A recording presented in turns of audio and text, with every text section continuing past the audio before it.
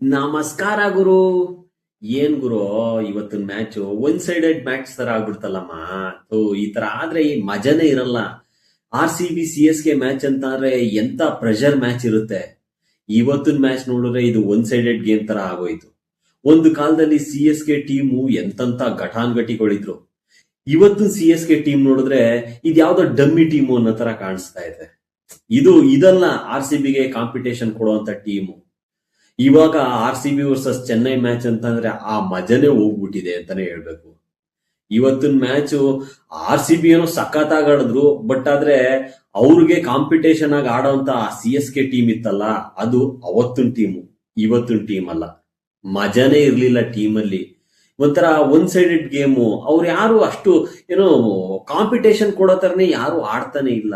ಬ್ಯಾಟರ್ಸ್ಗಳಿಲ್ಲ, ಬೌಲರ್ಸ್ಗಳಂತೂ ಕೇಳಲೇಬೇಡಿ. ಅಯ್ಯಪ್ಪ, ಒಂದ್ ಕಾಲದಲ್ಲಿ ಇದೇ CSK ಫ್ಯಾನ್ಸ್ಗಳು ಹೇಳ್ತಾ ಇದ್ರು RCB ನಮಗೆ ಕಾಂಪಿಟೇಟರ್ ಅಲ್ಲ ಅಂತ. ಈಗ ಹೆಂಗಾಗ್ಬಿಟ್ಟಿದೆ ಅಂದ್ರೆ ಉಲ್ಟಾ.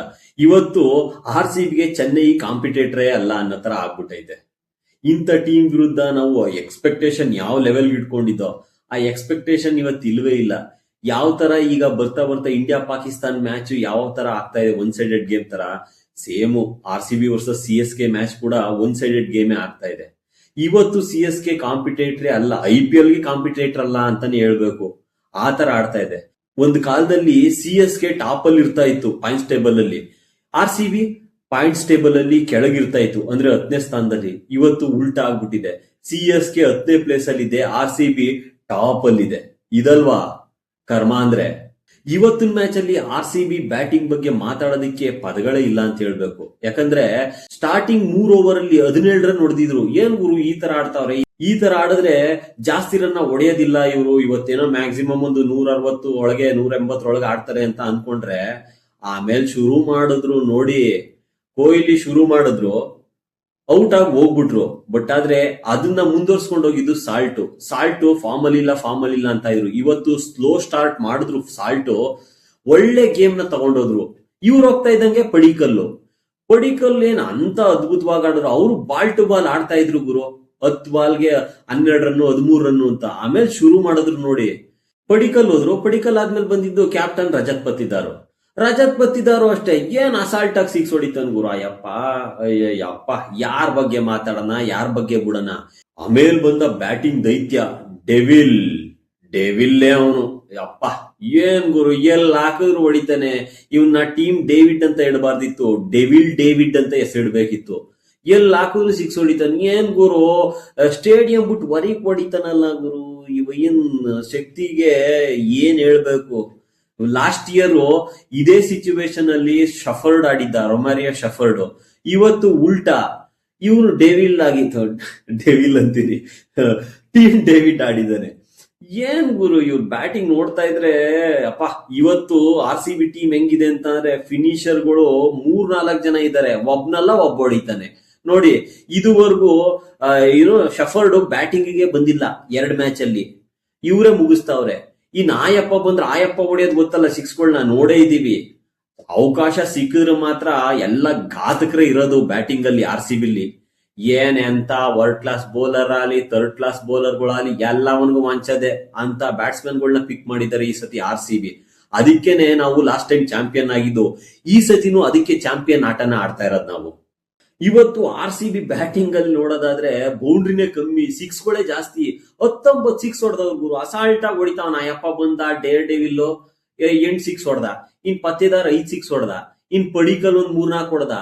ಸ್ಟಾರ್ಟ್ ಮಾಡಿದವ್ರು ಕಿಂಗ್ ಕೊಹ್ಲಿ. ಏನ್ ಇವತ್ತು ಬರೀ 6ಗಳಲ್ಲೇ ಡೀಲ್ ಮಾಡೋರು, ಯಾರಿಗೂ ಬೌಂಡ್ರಿ ಬೇಕಾಗೇ ಇರ್ಲಿಲ್ಲ. ಆ ತರ ಬ್ಯಾಟಿಂಗ್ ಆಡಿದ್ರು. ಇನ್ನ CSK ಬೌಲಿಂಗ್ ನೋಡೋದಾದ್ರೆ 250 ರನ್ ಹೊಡೆಸ್ಕೊಂಡವ್ರೆ ಅಂತಂದ್ರೆ ಬೌಲಿಂಗ್ ಬಗ್ಗೆ ಮಾತಾಡಕ್ಕೆ ಆಗಲ್ಲ ಗುರು. ಬಂದು ಸ್ಟಾರ್ಟಿಂಗ್ ಅಲ್ಲೇನೋ ಖಲೀಲ್ ಅಹ್ಮದ್ ಸ್ವಲ್ಪ ಚೆನ್ನಾಗ್ ಮಾಡ್ದ ಅನ್ನೋದ್ ಬಿಟ್ರೆ, ಇನ್ಯಾರು ಕೂಡ ಬೌಲರ್ಸೇ ಅಲ್ಲವೇನೋ ಅನ್ನೋ ತರ ಮಾಡಿದ್ರು. ಒಳ್ಳೆ ಈ ನಾವು ಬೀದಿಲ್ ಕ್ರಿಕೆಟ್ ಆಡ್ತೀವಲ್ಲ ಆ ತರ ಬೌಲಿಂಗ್ ಮಾಡಿದ್ರು. ಏನ್ ಹೆಂಗ್ ಹಾಕಿದ್ರು ಹೊಡಿತಾವ್ರ RCB ಅವರು. ಈ ಟೋಟಲ್ ನ ಡಿಫೆಂಡ್ ಮಾಡಕ್ಕೆ ಬಂದಾಗ ಅಂತವೇ ಏನೋ ಒಂಚೂರು ಫೈಟರ ಕೊಡ್ಬೋದು ಅಂತ ಅನ್ಕೊಂಡ್ರೆ, ಬತ್ತಾ ಇದ್ದಂಗೆ 1 6 ಹೊಡೆದ Ruturaj Gaikwad. Next ball out ಆಗೋದ. ಇನ್ನ ನಮ್ ಚೇಟಾ ರನ್ ಅಲ್ಲಿ ಶಾರ್ಟ್, ಅವರು 1 6 ಹೊಡೆದಾದ್ಮೇಲೆ ಇಮಿಡಿಯೇಟ್ ಡಫಿಗೆ ವಿಕೆಟ್ ಕೊಟ್ಟು ಹೋದ. ಅಯ್ಯೋ, ಇವ್ರ ಆಟ ನೋಡ್ಬಿಟ್ರೆ ಇವ್ರ ಕಾಂಪಿಟೇಟ್ರೇ ಅಲ್ಲ. ಅದಾದ್ಮೇಲೆ ಬಂದಂತ ಸರ್ಫರಾಜ್ ಪರವಾಗಿಲ್ಲಪ್ಪ, ಸರ್ಫರಾಜಾರು ಸ್ವಲ್ಪ ಫೈಟ್ ಕೊಟ್ಟ ಪುಣ್ಯಾತ್ಮ, ಅವನು ಆಡ್ಲಿಲ್ಲ. ಅದಾದ್ಮೇಲೆ ಇವನು ಪ್ರಶಾಂತ್ ವೀರು ಆಡ್ಲಿಲ್ಲ. ಅದಾದ್ಮೇಲೆ ಓವರ್ಟನ್ ಆಡ್ಲಿಲ್ಲ ಅಂತಂದಿದ್ರೆ ಇವರು ಮ್ಯಾಕ್ಸಿಮಮ್ 150 ಆಲ್ ಔಟೇ ಆಗ್ಬಿಟ್ಟಿರೋರೇನೋ. ಈ ತರ ಟೀಮು, ಇವರ ಚಾಂಪಿಯನ್ಸು, ಇವರ 5 ಟೈಮ್ ಚಾಂಪಿಯನ್ಸು ಅನ್ನೋ ತರ ಹೇಳ್ಕೊಳೋ ತರ ಆಗ್ಬಿಟ್ಟೈತೆ. ಫ್ಯಾನ್ಸ್ಗಳು ನಾವು 5 ಟೈಮ್ ಚಾಂಪಿಯನ್ಸ್ ಅಂತ ಹೇಳ್ಕೊತಾವ್ರೆ. ಹೌದು, 5 ಟೈಮ್ ಚಾಂಪಿಯನ್ಸ್ ಇಲ್ಲ ಅಂತ ಹೇಳ್ತಾ ಇರಲಿಲ್ಲ, ಬಟ್ ಅವತ್ತಿದ್ದು ಟೀಮ್ ಮೇಲೆ ಇರೋದು ಮ್ಯಾಚ್ ಗೆಲ್ಲೋದು. ಗೊತ್ತಾಯ್ತಾ? ಬರೀ ಹೆಸರಿಂದ ಹೋಗಲ್ಲ. CSK ನ ಹೆಸರಿಂದ ಮ್ಯಾಚ್ ಗೆಲ್ಲಕ್ ಆಗಲ್ಲ. CSK ಟೀಮ್ ಅಲ್ಲಿರೋ ಪ್ಲೇಯರ್ಗಳಿಂದ ಮ್ಯಾಚ್ ಗೆಲ್ಲಕ್ ಸಾಧ್ಯ. ಈ ತರ ಆದ್ರೆ ಇನ್ನೂ 2 ವರ್ಷ ಇದೆ. 2 ವರ್ಷನೂ ಇವರು ಟೇಬಲ್ ಬಾಟಮ್ ಇಂದ ಫಸ್ಟ್ ಅಲ್ಲಿ ಇರ್ತಾರೆ ಅಂತಾನೆ ಹೇಳ್ಬೇಕು. ಈ ವಿಡಿಯೋ ಇಷ್ಟ ಆದ್ರೆ ಲೈಕ್ ಮಾಡಿ. ಹಾಗೆ ಇವತ್ತಿನ RCB ವರ್ಸಸ್ CSK ಮ್ಯಾಚ್ ನೋಡಿ ಏನ್ ಅನ್ನಿಸ್ತು, ಯಾರ್ ಬ್ಯಾಟಿಂಗ್ ನೋಡಿ ನಿಮ್ಗೆ ಖುಷಿ ಆಯ್ತು, ಮತ್ತೆ ಡೇರ್ ಡೆವಿಲ್ ಹೊಡೆದಂತ ಯಾವ ಸಿಕ್ಸ್ ನಿಮ್ಗೆ ತುಂಬಾ ಖುಷಿ ಕೊಡ್ತು ಅನ್ನೋದನ್ನ ಕಮೆಂಟ್ ಮಾಡಿ ತಿಳಿಸಿ. ಮತ್ತೆ ಇನ್ನು ಯಾರು ನಮ್ಮ ಚಾನಲ್ ನ ಸಬ್ಸ್ಕ್ರೈಬ್ ಆಗಿಲ್ಲ, ಬೇಗ ಸಬ್ಸ್ಕ್ರೈಬ್ ಮಾಡ್ಕೊಂಬಿಡಿ. ಇದೇ ತರ ಮ್ಯಾಚ್ ಅಪ್ಡೇಟ್ಗಳನ್ನ ಕೊಡ್ತಾ ಇರ್ತೀನಿ. ಮತ್ತೆ ನೆಕ್ಸ್ಟ್ ವಿಡಿಯೋದಲ್ಲಿ ಸಿಗ್ತೀನಿ. ಅಲ್ಲಿವರೆಗೂ ನಮಸ್ಕಾರ ಗುರು.